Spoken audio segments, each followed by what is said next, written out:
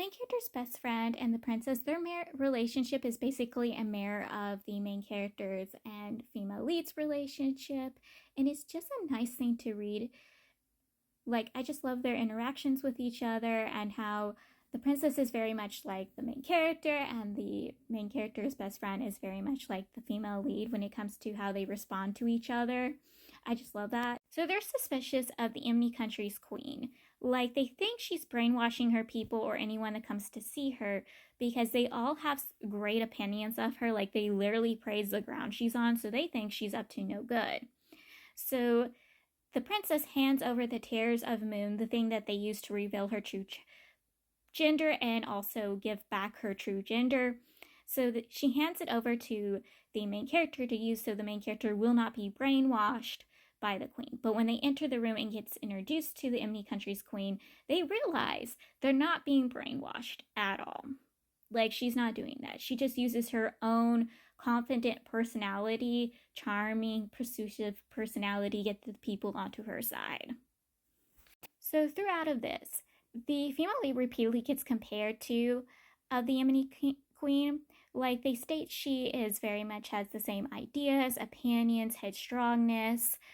Like, they're almost exactly the same person. And the main character completely agrees with this, except she states the female lead is a more serious, mature version, while the queen is a immature, childish version.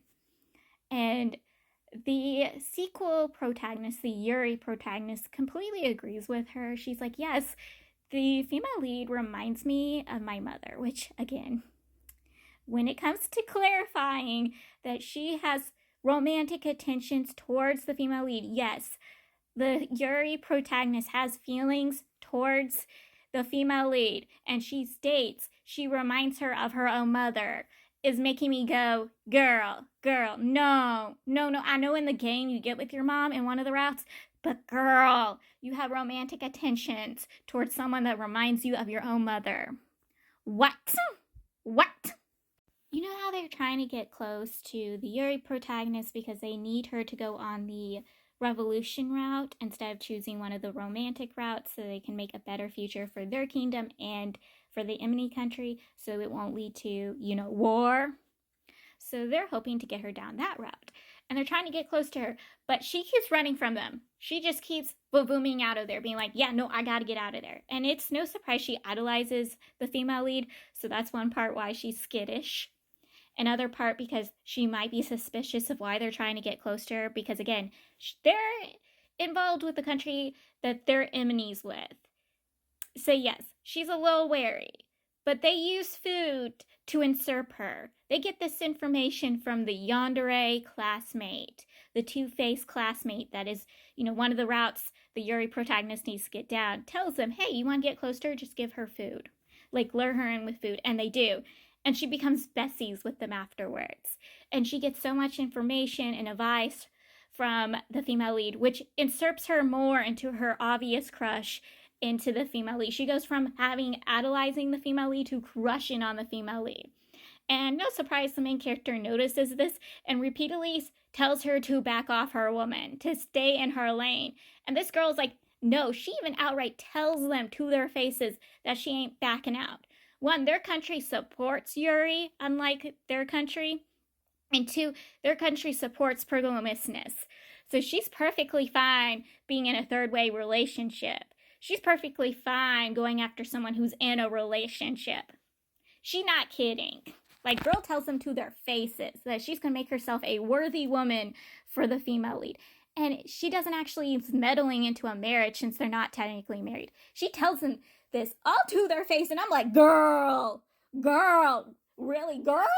We actually do get a little snurp of the Yuri protagonist's point of view, where she leaves her first meeting with the main character and female lead, and she's really happy with the information and advice the female lead given her, and she runs into the government official that is one of the options for her routes.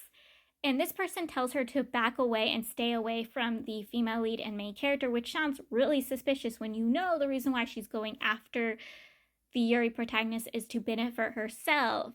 And she's telling, hey, they're probably using you. And I'm like, girl, like, you're using her. That's the reason why you're trying to get close to her, is because you have plans to use her.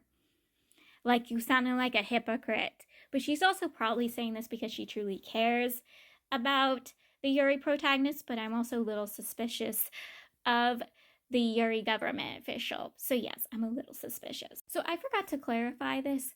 So when they went to the Imni country, they're no more teachers when they go to the academy. They're now students. So their students are now their classmates, but I'm going to keep calling them students. But those students had also gone and been sent to the Imni country's academy as a thing. So like 50 students was sent. Yes, I'm a little confused about this part. Don't judge me, please. I'm not the smartest person in the world.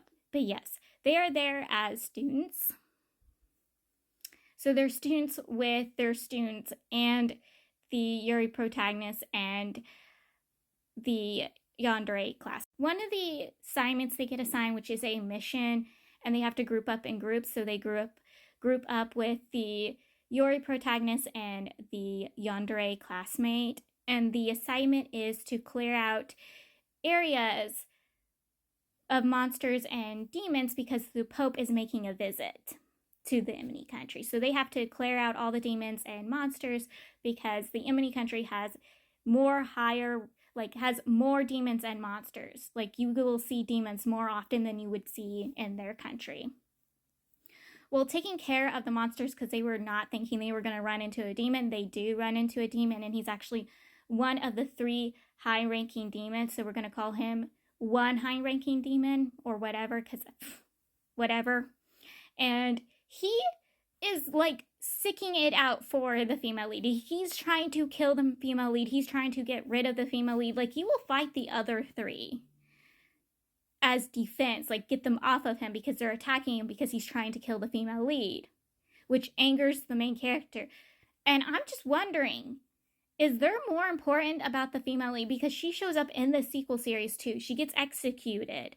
Because in the original version of the original game, she was exiled.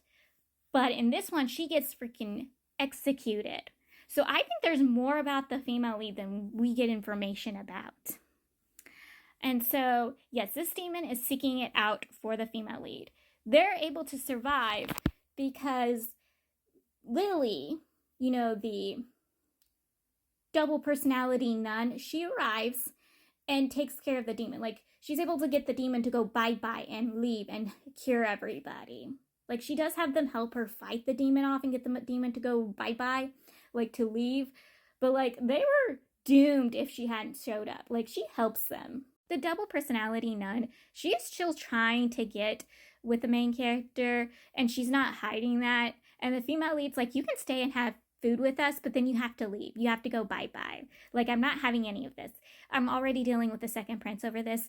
I'm dealing with my first student over this. I ain't having any of this. Because, again, their first student, when they arrive to the Imni country and is introducing themselves to their classmates, she tells everyone that she's pursuing the main character, and she knows the main character is a married woman, but she doesn't care. So yes, the female lead is dealing with 3 different people trying to go after her wife, and she's not pleased about it.